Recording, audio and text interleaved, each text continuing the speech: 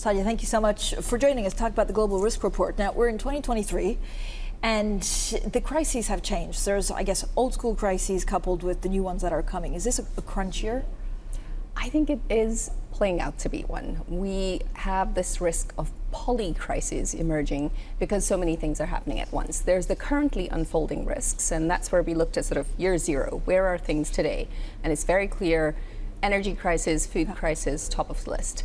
Then we look 2 years out, and the cost of living crisis is still expected to be the #1 risk at that time. And I think it's because people are not really expecting to come out of this current situation very quickly. And then there's the 10-year risks, and 6 out of the top 10 all about climate and the environment. Is there a danger that we don't fix the climate and the environment because it's going to be so ugly in the next 2 years? So this is exactly what we're pointing out, that leaders can no longer sort of say, let's address the short term first and then we'll look at the long term, because this is it. The entire time horizon has to shift. And if we're going to look for solutions, there have to be some synergistic solutions that, for example, look at climate and food at the same time, that look at agriculture and energy at the same time. If we don't do that, we don't quite come out of either the societal crisis or the environmental ones. Saadia, how much have these top 10 risks actually changed in the last 3 to 4 years?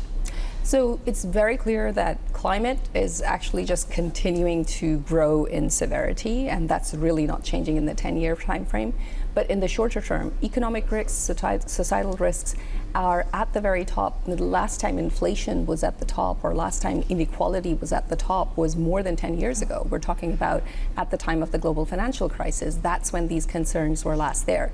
So this is all fully back at the moment, and I think this sort of crunch time that leaders are facing, they're potentially unprepared for. Very few leaders in today's generation have been through these kind of more traditional risks around food and energy, while at the same time battling what's coming up in terms of debt, what's coming up in terms of climate. So we're going to need a sort of new type of leadership that is much more agile and that can have the short and the long-term time frame. Are chief executives and leaders actually underestimating the new economic era that we'll see in the next couple of decades?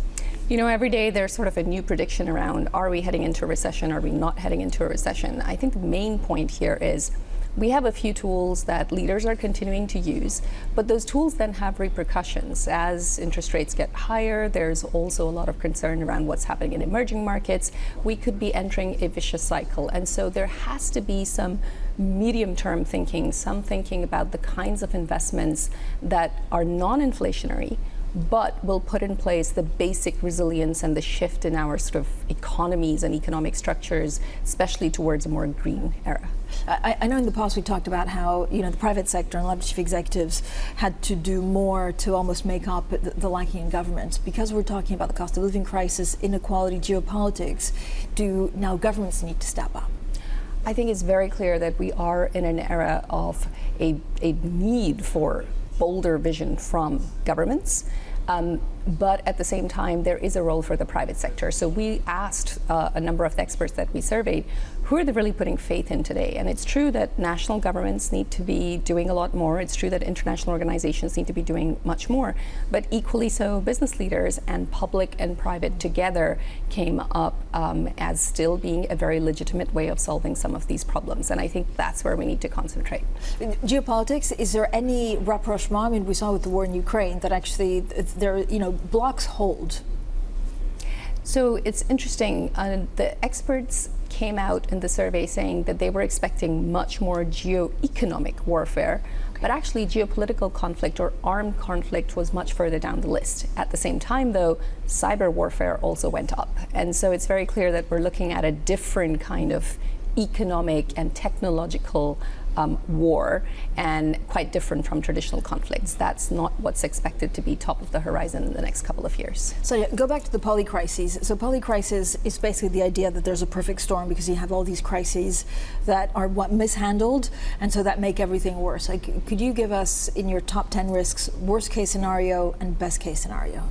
So I think it's really back to this sort of, you know, if leaders focus primarily on, let's say, cost of living, they're looking primarily at providing basic support on energy, basic support on food. Okay, that can be done, but there are ways to get that done that will then have positive repercussions for climate in the future, and there are ways to get that done that will have very negative impacts for climate in the future. That's the choice that I think leaders are facing today. Do we forget, I mean, after 2 years of COVID, and it is the first time that we're back at the World Economic Forum in Davos, has it skewed any of either, the surveys or some of the economic data that we're looking at? And what's fascinating is how low infectious diseases came out in the survey. And I think there is this risk of a sort of panic neglect cycle, that people look at what's happened in the last couple of years, COVID, infectious diseases near the top. If this 0 year last year was very much about COVID, and now it's so far down the list, and I think that's exactly the concern. Suddenly we're forgetting what is happening in health systems. Suddenly we're forgetting what kind of societal resilience we need to be able to deal with the next inevitable health shock. And so that's, I think, something that leaders, government, public sector, private sector will have to look at. So yeah, because I feel like there's so much bad news and there's so many risks out there, could we see a year where actually we're surprised to the upside?